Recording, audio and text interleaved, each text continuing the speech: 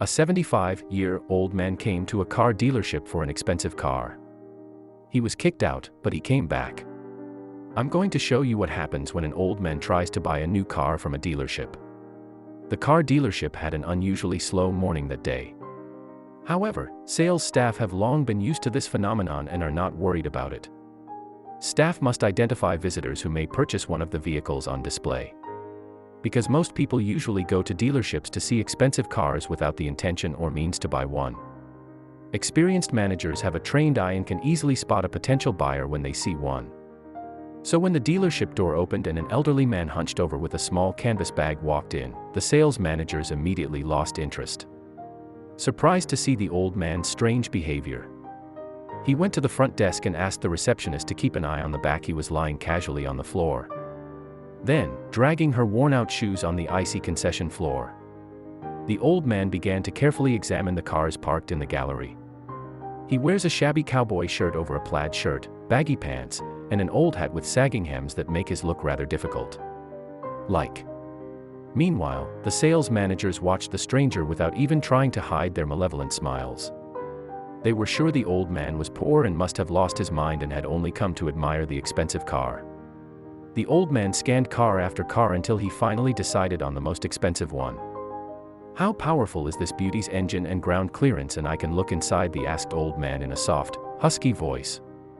One of the more experienced managers got fed up with seeing the old man walk up to him and seductively explain to him that the price of the car had gone up and that it was reserved for someone from other. "But why is that?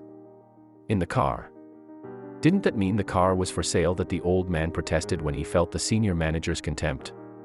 "Sir, I don't know your name. You see that another person decided to buy this car. In addition, the price of this car also increased due to the increase in the price of imported parts.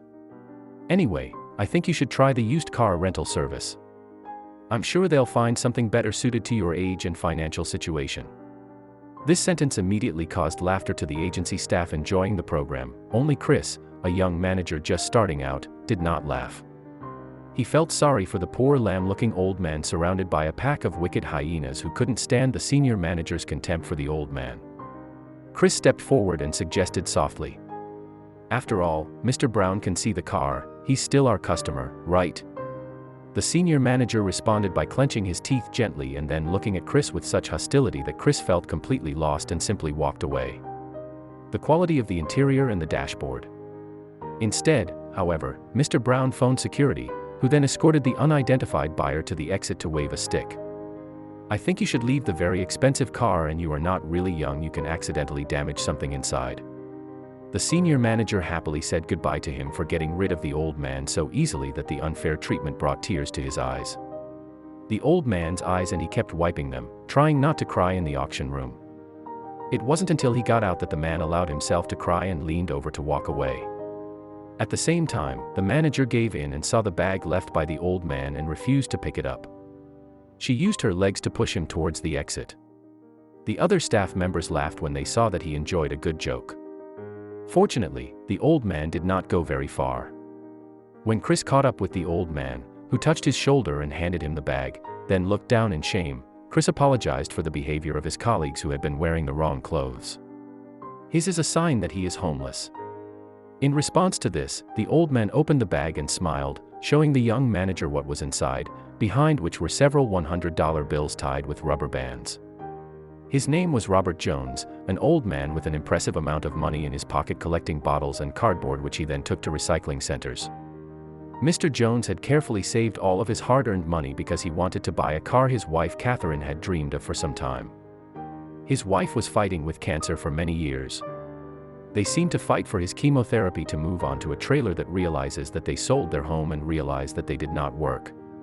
Jones decided to reach the dream of his wife and fulfill the life of the car.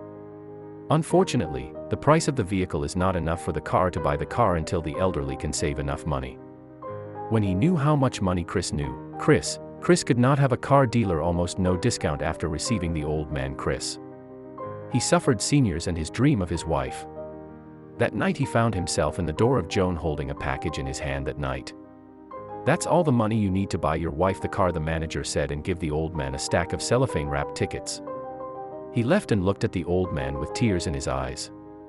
The next day Mr. Jones returned to the dealership, The salespeople were dumbfounded when they saw the old man. They couldn't understand how he had changed so drastically in such a short time. In fact, Mr. Jones was wearing an office suit, a snow-white shirt and shiny shoes that he wore. Same frayed canvas bag to make sure neither security nor management will ask him to leave.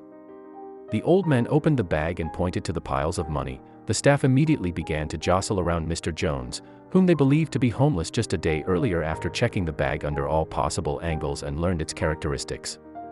The old man bought it at the right time. Everyone in the room was jealous of the old man for having money to buy such an expensive item, and only Chris was not jealous of him.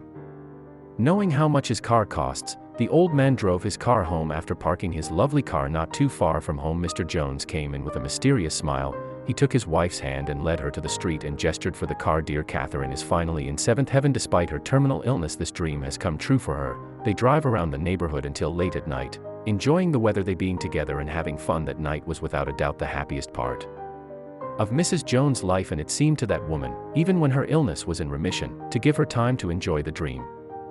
Mine. Catherine died the next day.